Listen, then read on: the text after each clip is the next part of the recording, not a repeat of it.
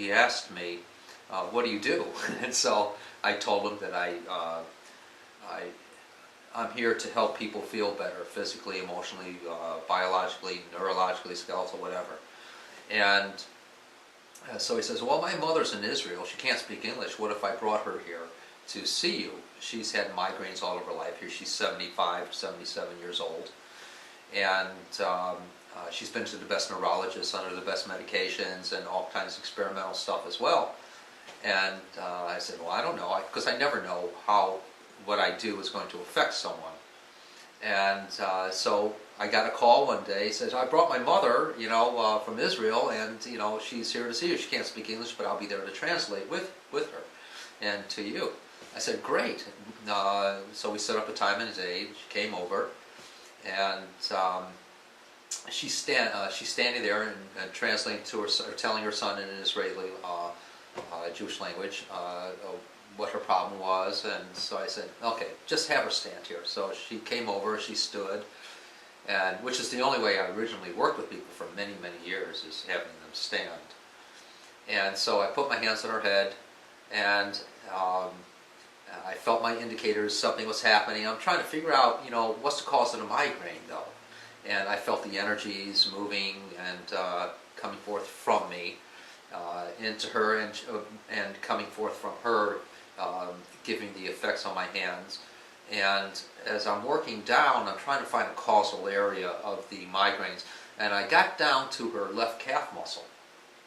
And in the left calf muscle, I felt this massive, massive amount of energetic happening, a dynamic that was just really interactive with the sense coming from my hands. And in what I refer to as the morphic fields, which are fields of information, and there was just a lot of activity there, and I didn't know what it was. And I'm closing my eyes, I'm looking inside myself. Okay, God, what is this? What is this? And then all of a sudden I saw her as this little 5-year-old girl on the third floor back porch of this apartment building. And I saw the wood, making up the porch, going on each floor, all 3 floors.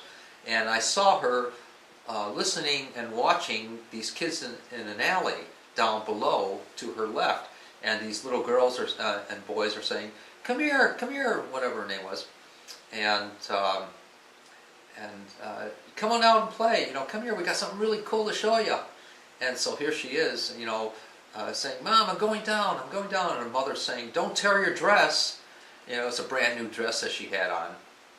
So here she is, running down the stairs, and then there were the 2 girls at the end of the alley. The 2 boys were missing.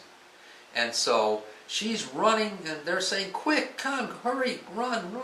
And so she's running, and then all of a sudden the 2 boys, one on each side of the alley, pulled up this rope. And she tripped and went head first. She tore her dress, hit her head, and she was crying a little bit. And she knew that she tore her dress, and her mother just said, I got this dress for you, and it's brand new, don't tear it, have fun though. And so she comes back upstairs later, and didn't want to say anything to her mother, but her mother found out, I guess, that she tore her dress. But ever since then, she had a migraine from that accident, and she retained it.